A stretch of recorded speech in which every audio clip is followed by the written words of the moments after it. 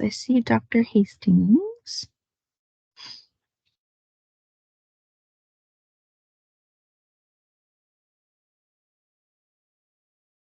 Hello, Dr. Hastings.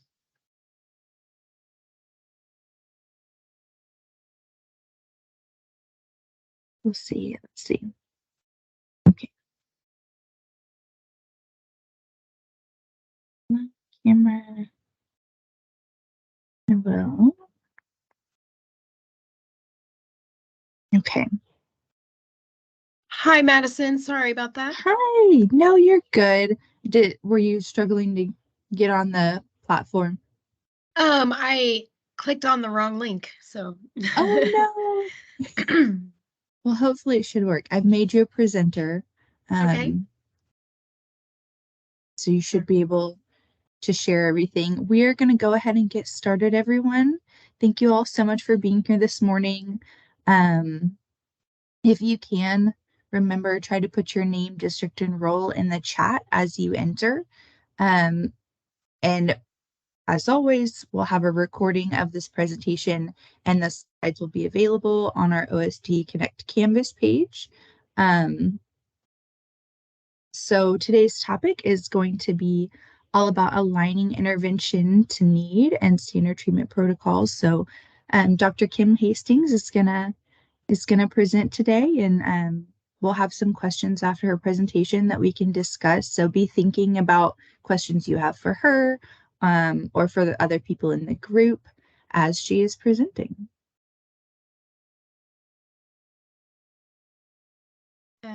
Sorry, No, I'm you're good. not Teams fluent. So not a lot of people are. I'm not either. Is it better to choose screen or window as? So if you go down to PowerPoint Live, I don't know if yours shows up on in that list. I don't see that option. Okay. You can probably choose window then, and that would be okay. Melissa's not hearing. Okay, yeah, this will work. Okay. Is it showing my? Yes, we can see your slideshow. Perfect. All right, okay. Take it away. Okay, well, sorry about all of that, and thanks for having me. And the purpose of this presentation will be, like Madison mentioned, just aligning your intervention needs to the skill deficit. And in talking with Madison, she let me know that you guys had talked through the problem-solving process previously. So I'll just briefly touch on that, and then we'll dive a little bit deeper. So I'm Kim Hastings. I'm the instructional specialist for MTSS at Edmond Public Schools. I'm a nationally certified school psychologist, and I've practiced in Oklahoma and Texas. And this is my husband and son, my 2-year-old son. We adopted him, and he's really made our family exciting and fun. And it's been an exciting journey. So the agenda is going to include just obviously the goal of what an intervention is, and then we'll move quickly through the problem identification and analysis. And the meat of what I'm sharing is in regards to the instructional hierarchy and really knowing how to identify where to start with your academic interventions. And then should you need to intensify your interventions, what questions are good to think through and help you with that decision-making process. So these are the guided questions that I believe we'll talk about at the end. But things to think about. How are you ensuring fidelity at the tier 1 level at your sites? How have you identified which interventions would provide the most bang for the real bang for the buck? Are you utilizing the interventions that are the most powerful, or really the most user-friendly and being able to do in a quick time frame.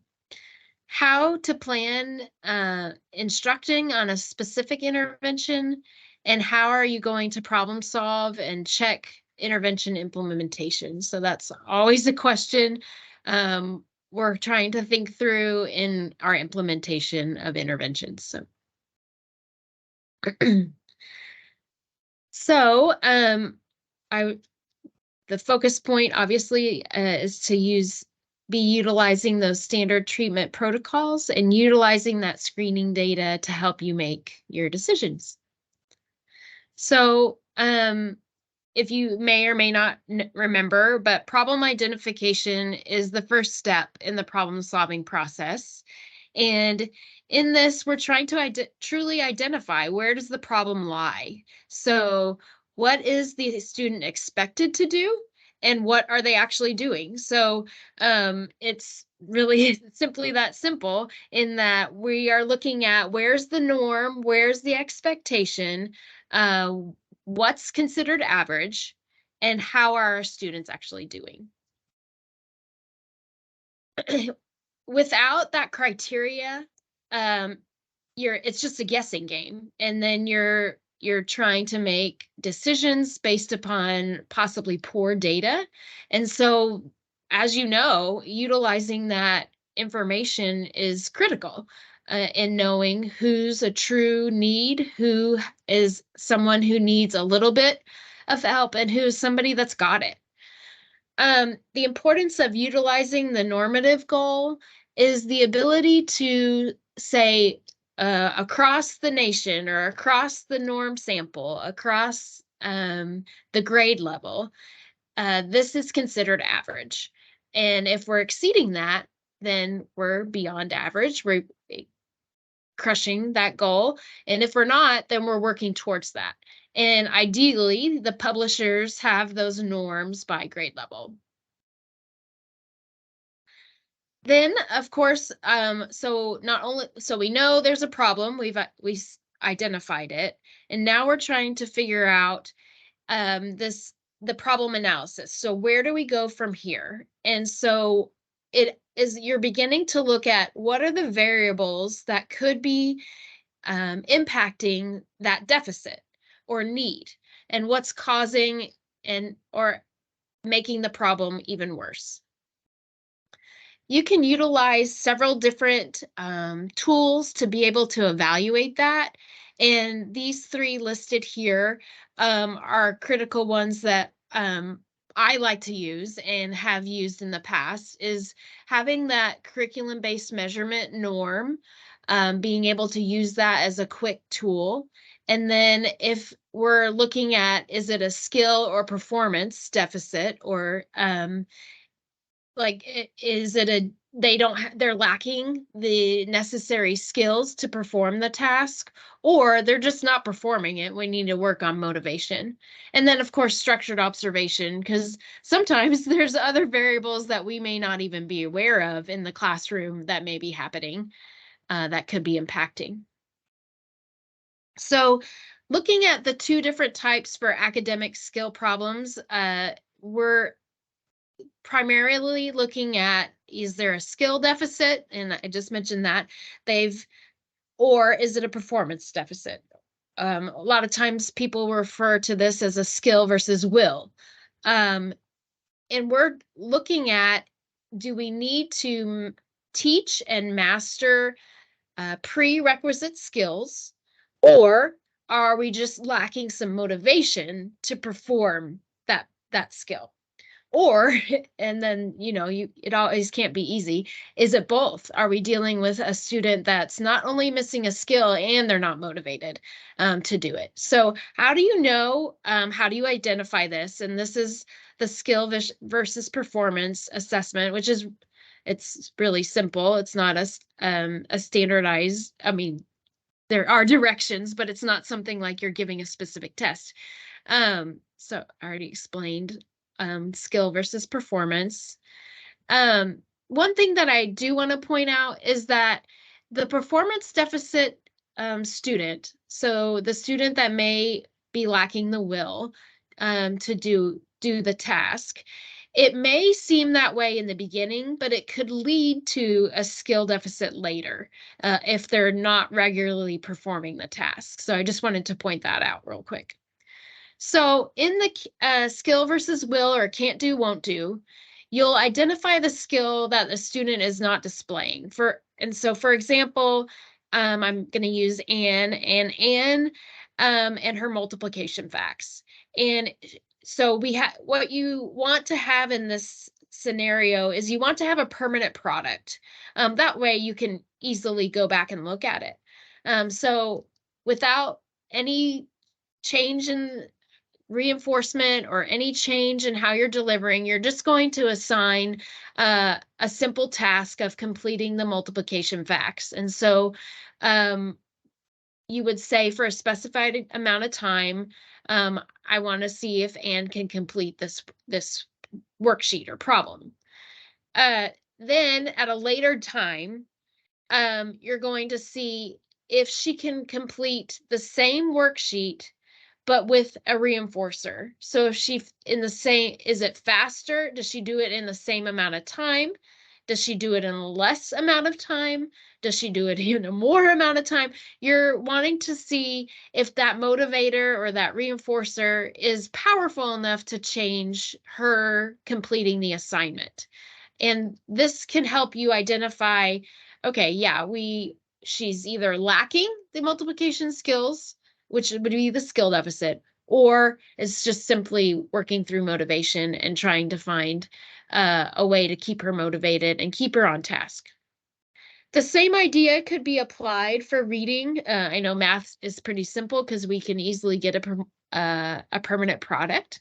But in reading, if you have two similar assignments, so first time, the time it takes to complete the assignment with no variables changed. So just assigning the assignment within a classroom period. And then in the second instance, offer the same assignment or similar assignment with a reinforcer offered. And so what you're looking at in this is not only the accuracy of the work, but also how quick or slow did it take for the student to complete the assignment.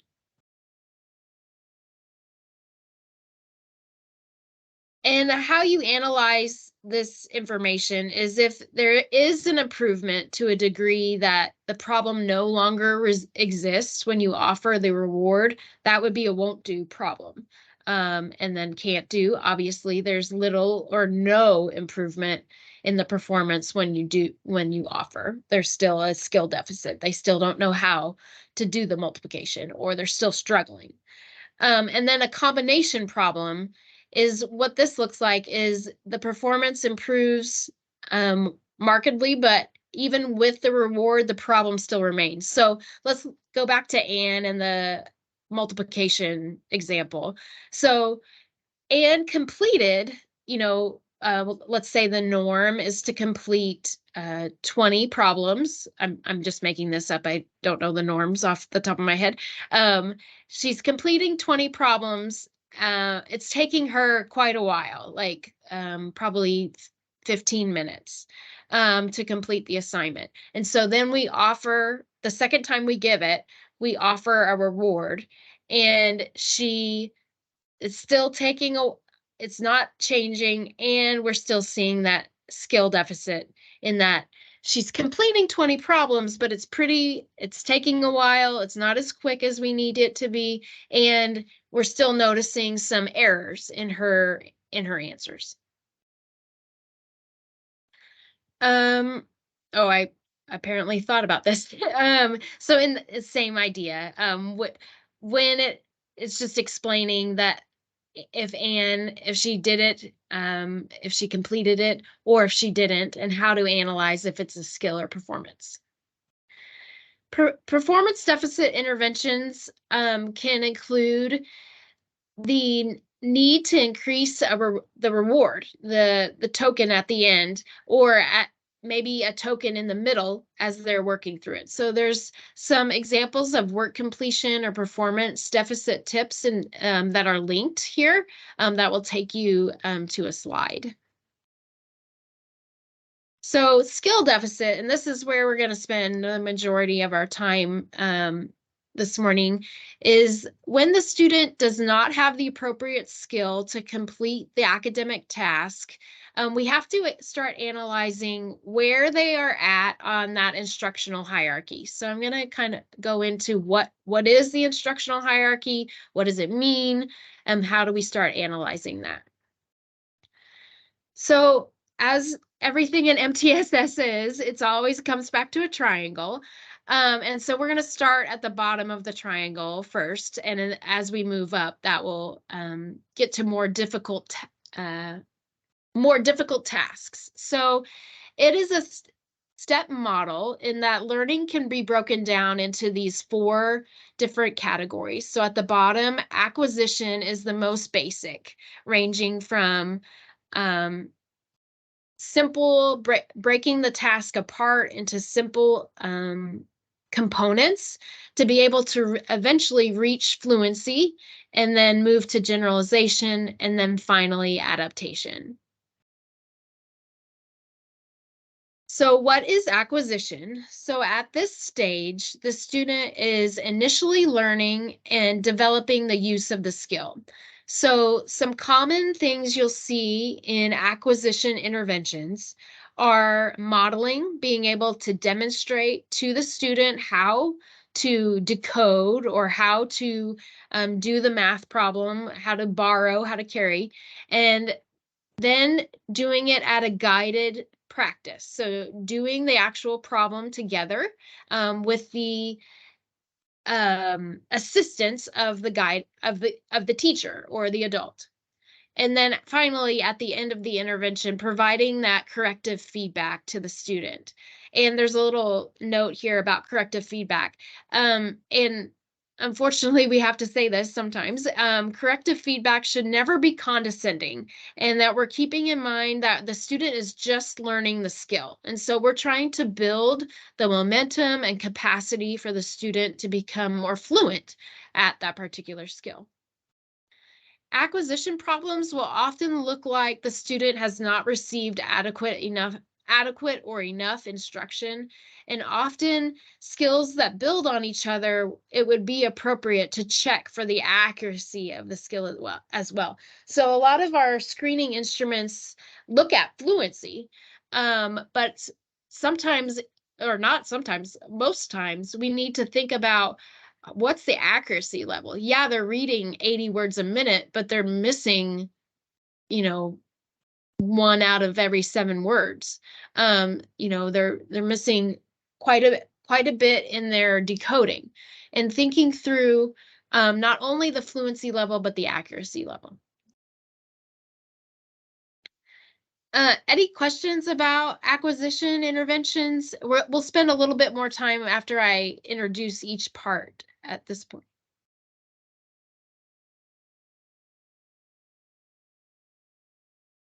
So next on the triangle is fluency. And when we're building the skill, once it's acquired within that student's repertoire, they often can't perform it quickly. And so the goal of fluency and those related interventions is to build the ability to do it independently and practice those skills to become more automatic.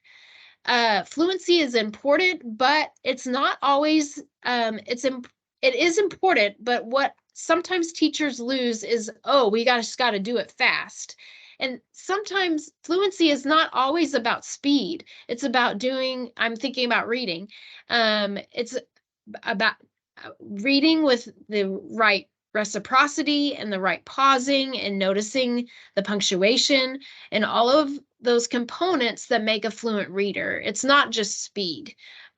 While we're often watching words correct per minute, we're also wanting a good reader is not a speed reader. I mean, some speed readers are good, but not our little students as they are building their capacity. So why is it important is often the linchpin to moving to more complicated tasks. I think about in math, especially, I'm able to move on more quickly once I know my multiplication facts. I can do the fractions. I can do the more complex tasks. Once I have those basic skills within my repertoire and I'm able to do it at a quicker or less laborious pace. Students with fluency problems will be accurate, but it may be their work may be incomplete. It's not uncommon for these students to have difficulty retaining because it is so laborious, and they're still working on retrieving it more quickly. Next stage is generalization. And when students become fluent at a skill, they can then apply that same skill under different circumstances. So often when we run into this problem is when they're trying to take that skill that they learned in their math class, or I'm going to stick with multiplication, and being able to apply it in a new setting. So the problems maybe look different. It could be a word problem, but I'm trying to then apply those same skills in a different scenario. Often our students, we're not typically running into this problem of generalization. It's something that comes down the line, but it is something to be aware of in thinking through how to support our students to be able to make that next connection. And then the final step of the instructional hierarchy at the peak of the triangle is adaptation, is when the student is asked to move to more higher order or more difficult problems. So often this is not an area where teachers will come and report or refer problems. Some ways to intervene on this type of problem come back to direct instruction with the relationship with the previous task that we were practicing and how it impacts the new task that we're trying. And so helping define that link between what they already know and taking it to the next step. And then, of course, opportunities to be able to do that in a practice scenario is, we know, works for being able to meet that need. So matching the intervention to the need. And so often we run, at least in the schools I'm working with, we are really good about the interventions we know well. And sometimes we miss the mark when we don't analyze what that problem we identified initially if we didn't match the right need. And so this flowchart here will help us. We're going to kind of go around the circle and talk through each type of scenario or data and where does your student fit. So we're going to start right here at the 3 o'clock, the high fluency, low errors. So if a student is high fluency and low errors, isn't that what we want? That student is reaching those levels. They don't have a lot of errors, and it's assumed that the student is at a level of mastery. So has the student met the benchmark or the criterion for fluency based upon those national norms? And if they have, then hey, they're good to go. If they haven't, then we need to back up. So that's kind of a simple one. If we're running into this situation, it's not a typical. If students are at the fluency level to be appropriate in moving to the higher skills, this would be when we start working on that generalization that I was just talking about. And here are some ideas about generalization and adaptation techniques. Really, you're taking it to the higher levels. And like I was just talking about, you're applying the skills that you just taught and making the connection to the next stage or the next point of learning. Some examples could be this group story mapping. This technique is utilized specifically when students are struggling with reading comprehension and being able to make sense of what's happening in the text that they just read. If the student has not met the criterion, so back to our original question, they were high fluency, high errors, or low errors, I'm sorry. And now, but now when we're analyzing it, we're seeing, oh yeah, they're not as high as we thought they were. They were low fluency, low errors. So this is the other next category. So they're the student, if you think about a reader, they're the low fluency and low errors. While they're not making a lot of errors, they're not reading very quickly. If you find that the academic skill is acquired, meaning they understand how to decode, they know those word patterns that the story is presenting, but it's simply just slower than we would like, and we want to build on fluency. And so some fluency interventions can include goal setting, some explicit timing, and multiple opportunities to practice and respond to the task at hand, and then parents' feedback on how they're performing from a pre-test to a post-test. So what I mean, like if you think about a cold read, hot read intervention, if you have, or repeated readings, I should say, your first read compared to your second read, that gives you some performance feedback as well. And then knowing where the goal is at.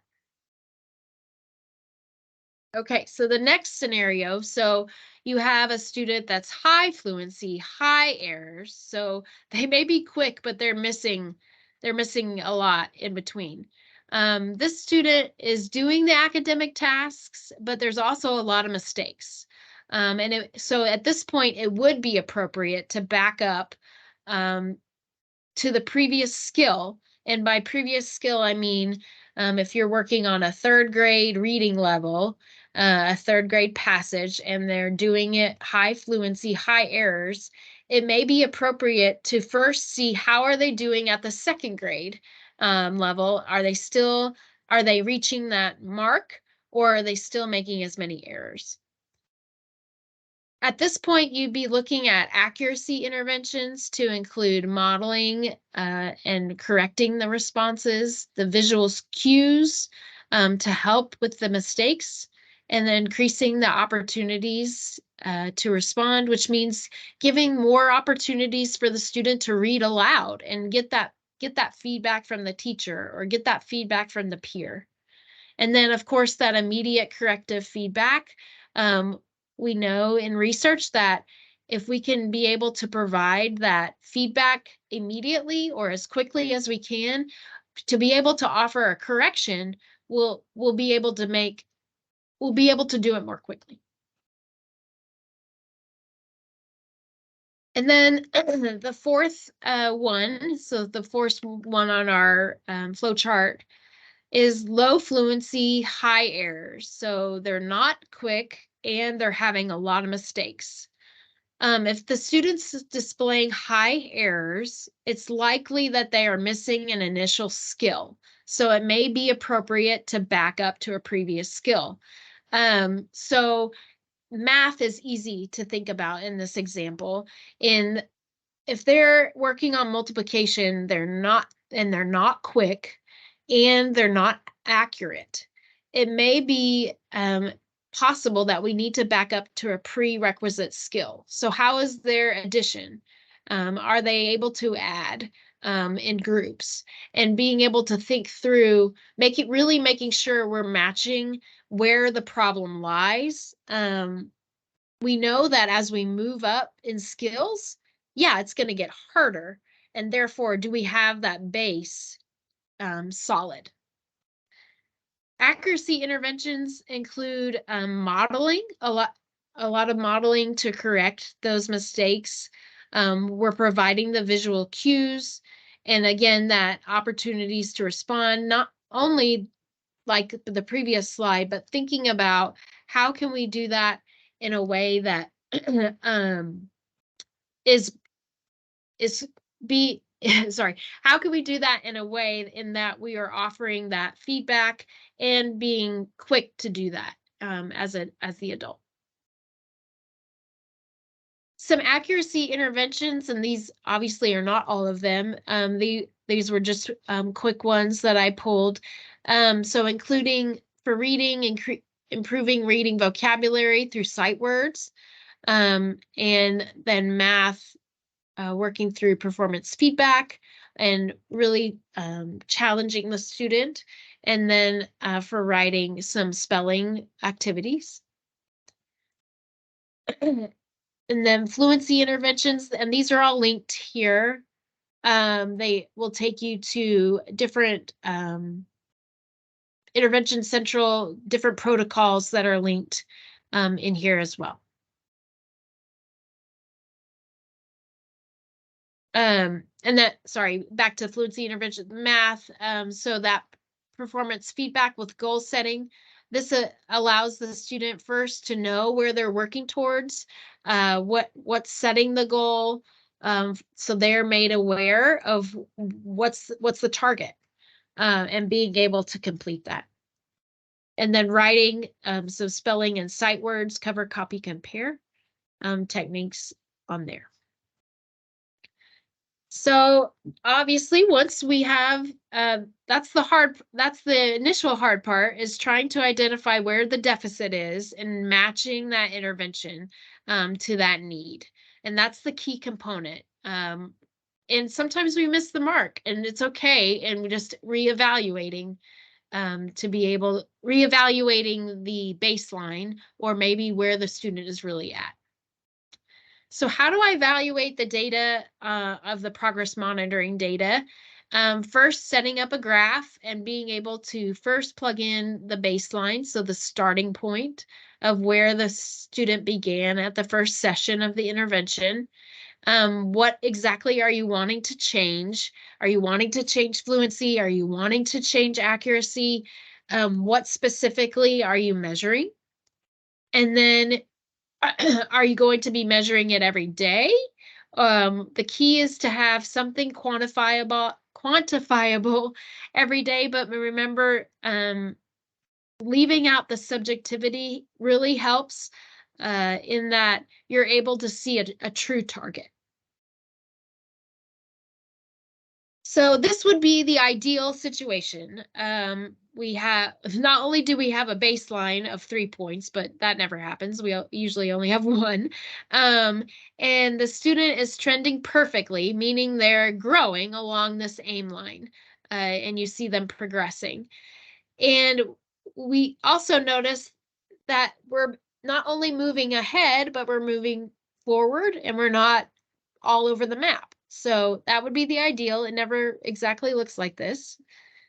The other thing that can happen is in evaluating your data is it's flat, and this line didn't stretch all the way across the page. It's supposed to be across the page, but if the intervention, if our data is really not changing and it's flat, that tells us that we need to make a change. We're not hitting the appropriate target correctly, or we need to possibly look at how can we increase the amount of intensity of the intervention, maybe the amount of times the intervention's delivered within a week, etc. And then intensification. So here are just some follow-up questions. And as you likely know, no student's data is exactly the same. And sometimes the intensifications questions can add to a whole nother realm. So questions to ask yourself. So first, about alignment. Is the intervention truly targeting that deficit? So back to thinking about that instructional hierarchy. Did we really have accuracy solid? Are they ready to be moving to fluency? And reflecting on that data and implementation, how accurate is it? Acceptable? Does the student demonstrate those prerequisite skills? And thinking, when I'm thinking about that, I'm always thinking about math in particular. Do they have the skills? Can they do sums Can they do sums to 9? Can they do sums to 18? Etc. Breaking it apart piece by piece, and trying to identify that true skill deficit. The next question, could the frequency of the intervention be increased? So our typical implementation is, once a day.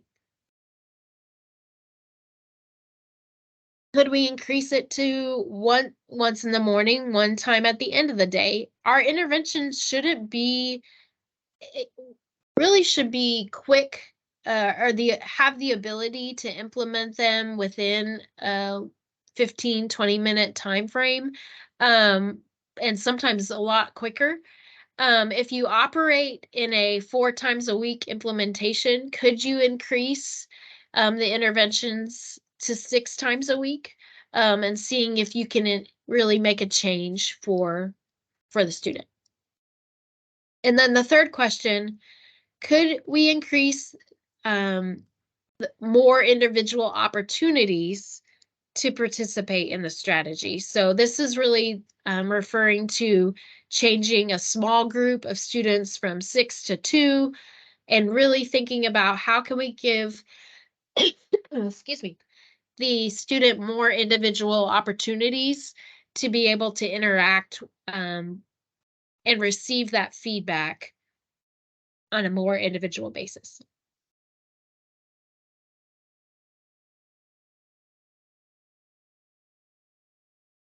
So in conclusion, keep in mind you're changing the environment when you're working through interventions, and that can mean a variety of different excuse me, aspects or variables. And that instructional hierarchy is key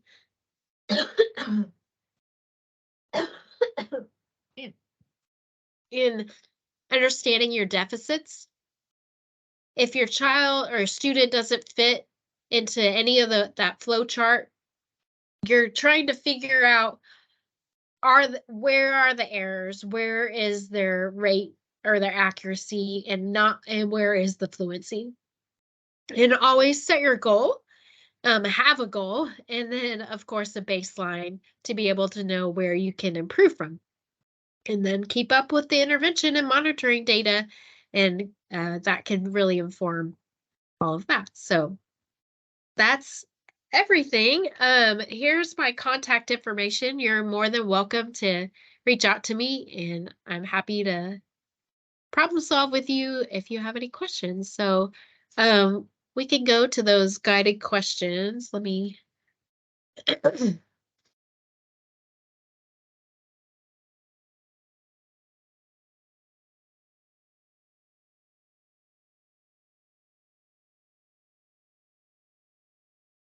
okay. So in thinking about your data and your students, first, do you have fidelity at the tier 1 level in that core instruction? And have you identified some interventions that are powerful?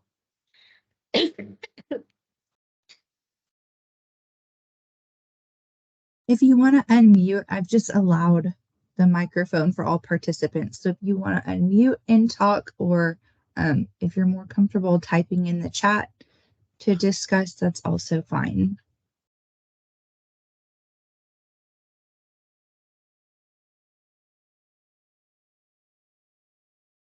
Kim, what would be your advice for identifying interventions that provide the most bang? Kind of what's your experience there? What would be my advice to identify the bang for the buck? Yeah. We have identified really picking the strategies that, one, we can train on fluently, and two, we can be able to have that permanent product or data recording, a log of some type, to be able to offer that that feedback to the students. So in early literacy, we utilize See It, Say It, Move It, which is through utilizing Elko boxes to start decoding, and we find that one very powerful. In fluency in reading, we utilize obviously repeated readings a lot, but one thing that some word of advice for repeated readings is really making sure that we've targeted the right starting point. So I kind of talked about this in an early example, but if you have a third grade student and their data is well below benchmark, backing up to really utilize that survey level assessment to be able to identify where the starting point should be and identifying that. That's great advice. That's a great consideration. Um, I'm just going to keep asking questions unless somebody else puts them in the chat. So backing up to what you said about ensuring training on the interventions can be done, are you referring to training your staff who are providing the interventions? And if so, what does that look like? Who is providing tier 2 interventions? We are my stopped sharing. Sorry, I can't. No, you're still sharing. Our classroom teachers do most of the tier 2 interventions. And with the exception of some cases where we have Title I supports, but generally our classroom teachers. So therefore, we are actually in the process right now of trying to build a video library to train help train our teachers. I would say that's been a goal that's been out there for me. That's been hard to reach, but we're in the process of trying that. That is And awesome. getting all the protocols out there, which that we have done. So okay, so you have your kind of library of protocols and okay. That a video library sounds really awesome. It's a dream. I'll let you know. But that would definitely streamline the process of training interventionists. I also just want to give a quick shout out on our State Department MTSS website. We have an intervention library with some protocols that a few of our grants have put together. I think they're mostly on literacy. We have a few on behavior that I've put in, and we're still working on some for math. We just started digging into your resource, so we were excited to see that. Yeah. Awesome. Okay, I'm so happy that you're utilizing that. We're attempting. A lot of time went into those. The team who made those literacy protocols, so I'm happy that people are using them. Okay. Before everyone goes, I want to make sure, let me share. I want to make sure that everyone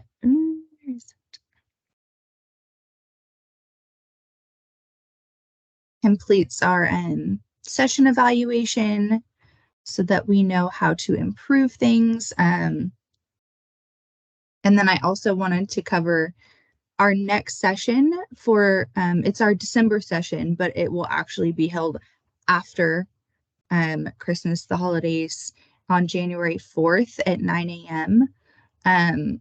So we'll have another Teams registration for that, a link. We're not going to go back to Big Blue Button. We're going to stay with Teams. And the topic will be dimensions of intensification and depth of knowledge, and it will be Dr. Gary Duhan that is presenting that session.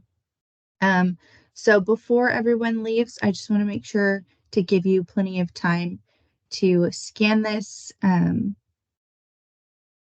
fill out our session evaluation. Does anyone have any other questions, thoughts, for Dr. Hastings? Thanks for having me, and reach out if Yeah, have any questions. I will. Thank you so much for coming on and presenting, and I hope you have a lovely Christmas holiday. Thank you. You too.